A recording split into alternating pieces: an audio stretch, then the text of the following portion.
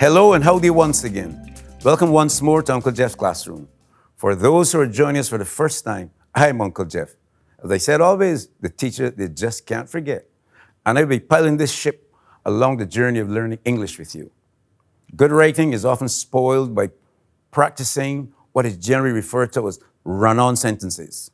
These occur when writers confuse different word groups. This should be avoided at all costs.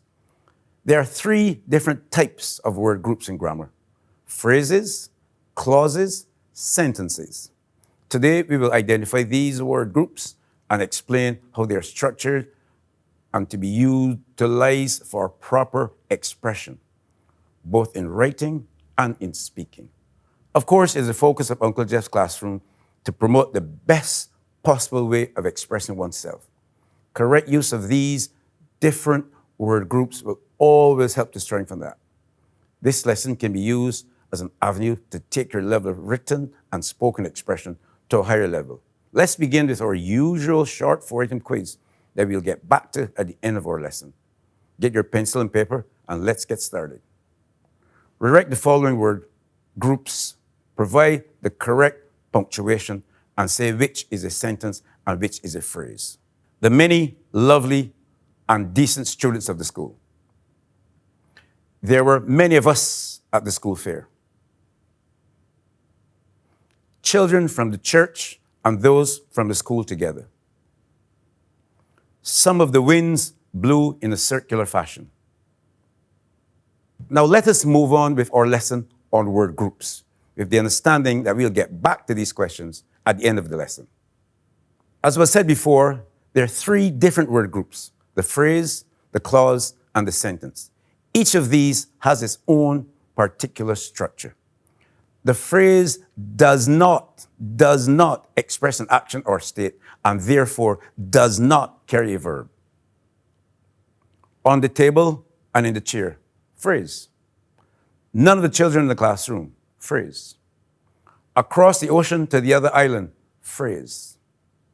None of these examples gives a complete idea or makes complete sense. Hence, the phrase can be said to be a collection of words that completes no statement. The clause is a group of words that contains both a subject and a predicate, a verb.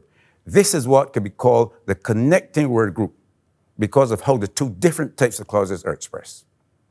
The independent clause contains both a subject and a verb and completes an idea. This is consistent with a sentence. The dependent clause, on the other hand, although it contains both a subject and a verb, does not complete an idea, which is similar to a phrase. Let us look at this sentence, which has both an independent and a dependent clause.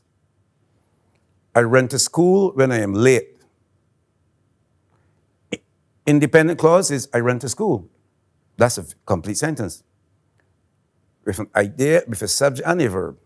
The dependent clause, when I am late. This has a subject, I, and a verb, am, but it is an incomplete idea, so it does not express a full idea. Okay? The sentence is the word group that always contains a subject and a predicate verb and completes an idea. The sentence can also contain both phrases and clauses. There are three basic types of sentences. The simple sentence, which has one subject and one verb. Today is Saturday. The subject is today and the verb is.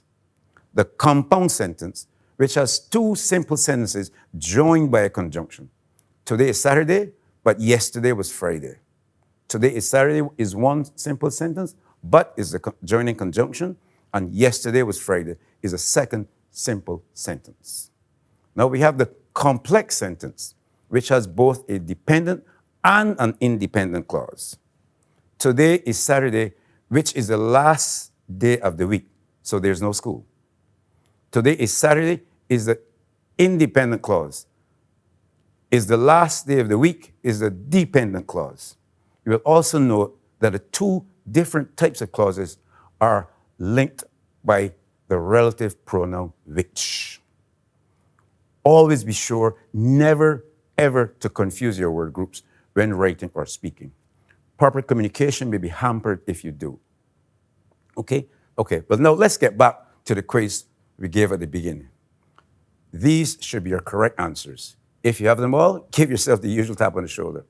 Your answers should be the many lovely and decent students of the school. This is a phrase with no verb and must begin with a common letter. There were many of us at the school fair. This is a sentence with a subject, many of us, and a verb were. It must also begin with a capital letter. Children from the church and those from the school together. This is a phrase with no verb and must begin with a common letter. Some of the winds blew in a circular fashion. This is a sentence with a subject, winds, and the verb blew. It must also begin with a capital letter. Okay? I hope this lesson was helpful to you, and I look forward to sharing many more with you. To ensure this, please click on the subscribe button so as to keep these lessons coming.